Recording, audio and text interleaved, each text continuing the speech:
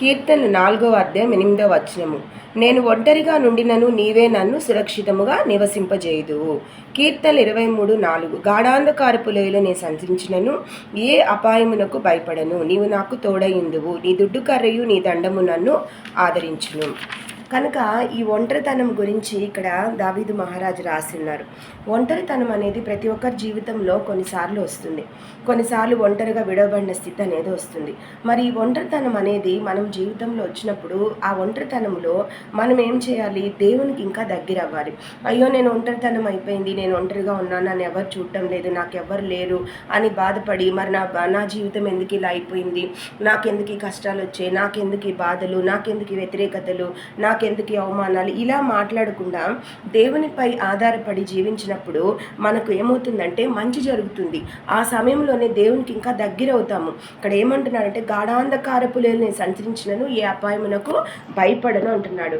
మనం ఒంటరిగా లేము. మనము అందరికీ చూడడానికి ఫిజికల్గా ఒంటరిగా అనిపించవచ్చు, కానీ స్పిరిచువల్ రెలంలో చూసినప్పుడు దేవుడు తోడుగుంటాడు.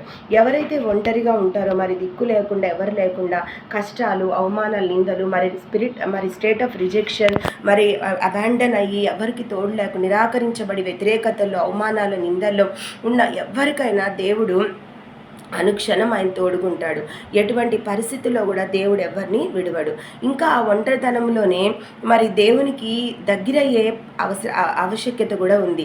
ఇంకా ఎక్కువ దేవునికి దగ్గర అవ్వచ్చు. ఆ పరిస్థితుల్లో మనం ఇంకా విశ్వాసముతో, నమ్మకంతో బ్రతికినప్పుడు దేవుడు తన యొక్క ఉద్దేశాలు మన పట్ల నెరవేరుస్తాడు.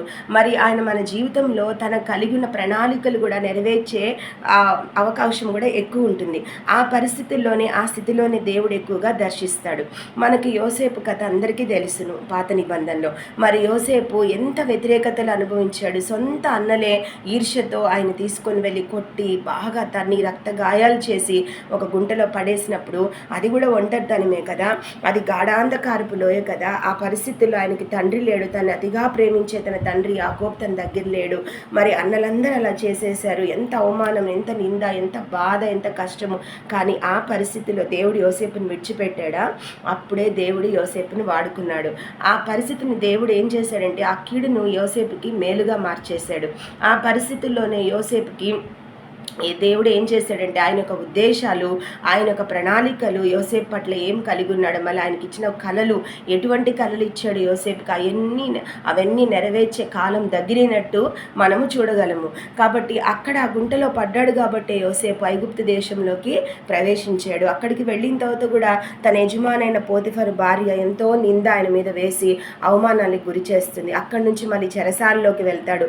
ఆ చెరసాలలో కూడా ఏమవుతుందంటే దేవుడు ఆయనకి తోడుగా ఉంటాడు. మనం ఒకసారి చూసినప్పుడు ఆదికాండం 39:21 అయితే యెహోవా యోసేపునకు తోడయుండి అతని యందు కనికరపడి అతని మీద ఆ చెరసాల యొక్క అధిపతికి కటాక్షము కలుగునట్లు చేసెను. కనుక ఇక్కడ మనకి ఏమర్థమవుతుందంటే ఒంటరితనములో యోసేపుకి ఎవరి సన్నిధి తోడుగా ఉండిందంట? దేవుని సన్నిధి తోడుగా ఉండింది. ఎవరి సన్నిధి? దేవుని సన్నిధి. ఎవ్వరు లేకపోయినా మనతో ఒంటరితనంలో మనుషులందరూ వదిలేసిన అవమానాలు, నిందలకి మనం ఎంత గురైనా, మనకి ఎవ్వరు ఏ సహాయం చేయకపోయినా, ఎవ్వరు ముందుకు రాకపోయినా, మనల్ని చూసి ఎవరు భయపడి వెనక్కి పారిపోయినప్పటికీ ఏమీ బాధపడాల్సిన అవసరం లేదు. మనుషులు అన్నీ బాగున్నప్పుడు మన చుట్టూరు ఉంటారు, ఏదన్నా బాగాలేనప్పుడు వదిలేస్తారు. కొన్నిసార్లు మనం ప్రేమించి బాగా ఆప్యాయత చూపించే వాళ్ళు కూడా కొన్నిసార్లు వాళ్ళ పరిస్థితులను బట్టి వాళ్ళకి సరైన పరిస్థితి లేనప్పుడు వాళ్ళు కూడా మనం విడిచిపెట్టే అవకాశం ఉంది. కానీ దేవుడు ఎటువంటి పరిస్థితుల్లో మనల్ని విడిచిపెట్టాడు. కనుక ఇక్కడ యోసేపుకి ఎవరు తోడుగున్నాడు? దేవుని యొక్క సన్నిధి తోడుగా ఉందంట. దేవుని యొక్క సన్నిధి తోడుగుంది. మరి ఆయన కనికరం కూడా, దేవుని యొక్క కనికరం యోసేపు మీద ఉంది. అంతేకాకుండా ఇక్కడ చెరసాల యొక్క అధిపతికి కటాక్షం కలిగేటట్లు కూడా చేశాడు యోసేపు మీద. కనుక God's favour will be upon us. దేవుని యొక్క కనికరము, మరి ఆయన యొక్క మర్సీ, ఆయన యొక్క కనికరము, మరి ఆయన యొక్క చక్కటి ప్రేమ అన్నీ మనకు తోడుగుంటాయి. ఆయన సన్నిధి మనకు తోడుగుంటుంది ఒంటరితనంలో.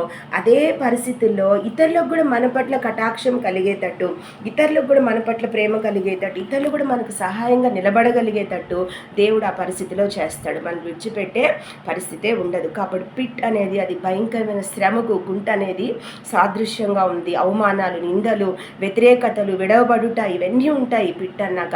కానీ ఆ ప్లేస్లోనే, ఆ పరిస్థితిలోనే దేవుడు తన యొక్క ప్రణాళికలను స్టార్ట్ చేస్తాడు మన పట్ల, తన యొక్క ఉద్దేశాలను స్టార్ట్ చేస్తాడు. కానీ ఆ సమయంలో మనం చూపించాల్సింది ఏంటంటే విశ్వాసము, దేవుని పట్ల విశ్వాసము, నమ్మకంగా ఉండాలి. అటువంటి సమయంలో విశ్వాసం లేకుండా, నమ్మకం లేకుండా మనం ఏదంటే అది దేవునికి విరుద్ధంగా మాట్లాడి దేవునికి దూరం అయిపోయామనుకోండి, దేవుడు తను అనుకున్న ఉద్దేశాలు మన పట్ల నెరవేర్చలేడు, ఆయన యొక్క ప్రణాళికలు కూడా నెరవేర్చలేడు. మరి ఆయన సన్నిధి కూడా మనం విడిచి వెళ్ళిపోయే పరిస్థితి ఉంది. కనుక ఆ పరిస్థితుల్లో మనం దేవుని కొరకు ఎప్పుడు నిలబడి విశ్వాసంతో ఉంటామో అప్పుడు మన దేవుడు ఓదారుస్తాడు, ఆయన యొక్క కనికరం చూపిస్తాడు, ఆయన యొక్క సన్నిధి మనకి తోడుగా పెడతాడు, తోడుగా ఉంచుతాడు. అలాగే ఆయన యొక్క ఉద్దేశాలు నెరవేరుస్తాడు, ఆయన యొక్క ప్రణాళికలు నెరవేరుస్తాడు. యోసేపు ముందుగా ఆ ఐగుప్తు దేశానికి యోసేపుని ముందుగా చేర్చాడు, ఫరో కలలను వివరించే జ్ఞానం ఇచ్చాడు, అలాగే ఫరోకి దగ్గరయ్యాడు, ఆఖరికి ఐగుప్తు దేశానికే అధిపతిగా పెద్దగా నియమింపబడ్డాడు. కనుక ఏమైంది, ముందుగానే తన కుటుంబ సభ్యులకు మరి కరువు రాకముందే ఐగుప్తులకి యోసేపుని దేవుడు చేర్చాడు. మరి కరువు వచ్చినప్పుడు మరి యోసేపు కరువులో లేడు, కానీ మరి యోసేపుకి పుష్కలంగా చక్కగా ధాన్యము అన్నీ ఉన్నాయి, ఇతరులకు పెట్టే స్థితి కూడా ఉంది.